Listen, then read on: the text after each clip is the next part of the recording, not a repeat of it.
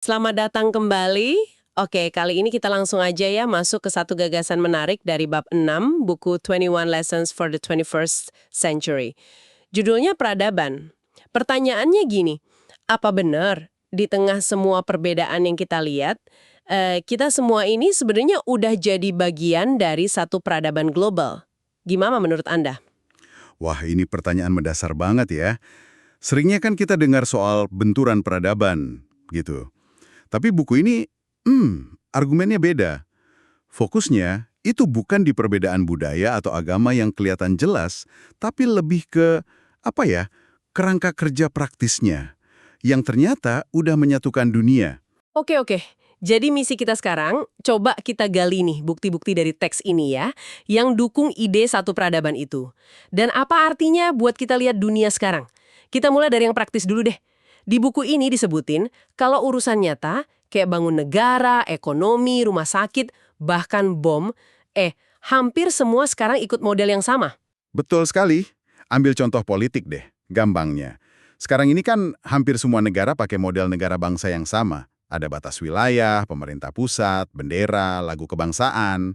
Coba deh bayangin, kayak di buku ini, Olimpiade di abad pertengahan. Wah, iya kebayang rumitnya. Iya kan? Delegasi datang dari mana? Kekhalifahan, kekaisaran Cina, suku Aztec, kerajaan di Eropa. Beda-beda banget modelnya, susah cari standar barengnya. Sekarang, jauh lebih gampang ya. Ada hampir 200 negara, kirim tim, benderanya ada, lagu kebangsaan dinyanyiin, aturannya sama. Walaupun politiknya beda-beda, strukturnya mirip.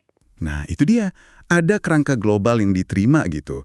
Dan ini terjadi juga di ekonomi loh. Gimana tuh contohnya?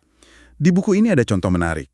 Katanya, Menteri Keuangan Israel sama Iran. Oke, negaranya musuhan kan? Iya, banget. Tapi kalau ketemu di forum internasional ngomongin ekonomi, mereka bakal pakai bahasa yang sama. Bahasa kapitalisme global. Mereka bisa paham problem ekonomi masing-masing karena sistemnya sama. Bahkan kelompok kayak ISIS aja, waktu mereka sempat kuasai wilayah, cara mereka ngelola sumber daya, cetak uang, itu kayak negara modern, bukan balik ke model abad ke-7. Oke. Cukup masuk akal sih kalau lihat dari sisi praktisnya ya. Tapi kan kita lihat banyak banget konflik perbedaan tajam.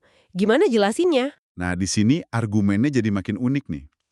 Menurut pandangan ini, peradaban itu justru seringkali didefinisikan oleh konflik dan dilema internalnya, bukan cuma soal kesepakatan. Maksudnya gimana tuh? Konflik internal. Iya, identitas kita itu kan sering dibentuk dari siapa lawan kita. Dan kita paling sering, paling sengit berantem sama keluarga sendiri. Contohnya Eropa di buku itu. Jadi orang Eropa tahun 1600-an, itu artinya ia terlibat konflik Katolik Protestan. Tahun 1940-an, artinya berjuang lawan fasisme. Oh, jadi konflik internal itu yang justru menyatukan mereka dalam satu drama peradaban, gitu ya? Bisa dibilang gitu. Jadi kalau kita tarik ke hari ini, perdebatan panas di Eropa soal imigrasi, soal Uni Eropa, soal batas-batas kapitalisme. Itu malah bukti mereka satu peradaban, karena berantem soal isu yang sama. Nah, itu argumen provokatifnya. Mereka mungkin nggak setuju solusinya, tapi mereka bergulat dengan masalah yang sama. Didorong kecemasan yang sama juga. Populasi menua, perubahan iklim, teknologi baru. Dan kecemasan ini kan nggak cuma di Eropa. Di Tiongkok, di Amerika, di mana-mana juga dirasain. Jadi ada kerangka masalah bersama. Oke, jadi kita punya struktur praktis yang mirip, terus konflik kita pun seringkali skalanya global atau internal dalam lingkup besar. Terus tantangan utamanya apa dong sekarang? Tantangannya, kita ini menghadapi masalah yang skalanya benar-benar global. Yang nggak bisa diatasi satu negara aja.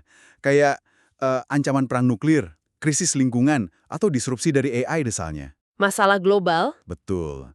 Tapi, nah ini dia, loyalitas kita, rasa kitanya kita, itu masih sangat terikat sama identitas yang lebih kecil.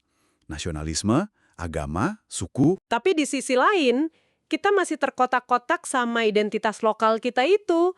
Penulisnya nunjukin banget, ini di kasus krisis imigrasi di Eropa kan? Tepat sekali. Ada ketegangan fundamental di sini.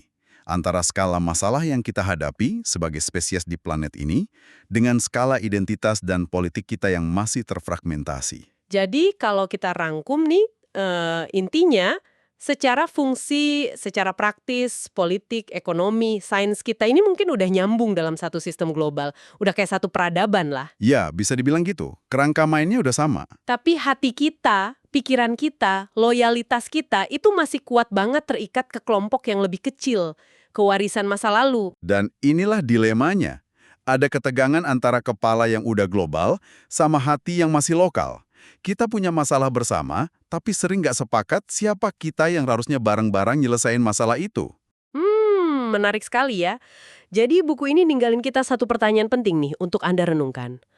Kalau kita memang udah jadi satu peradaban global, yang definisinya justru termasuk konflik internalnya, terus gimana caranya kita ngelola konflik yang pasti ada ini? Konflik antara kebutuhan global sama identitas lokal kita. Supaya kita bisa hadapi tantangan-tantangan terbesar abad ke-21 ini. Sesuatu untuk kita pikirkan bersama. Betul. Sampai jumpa di pembahasan mendalam berikutnya.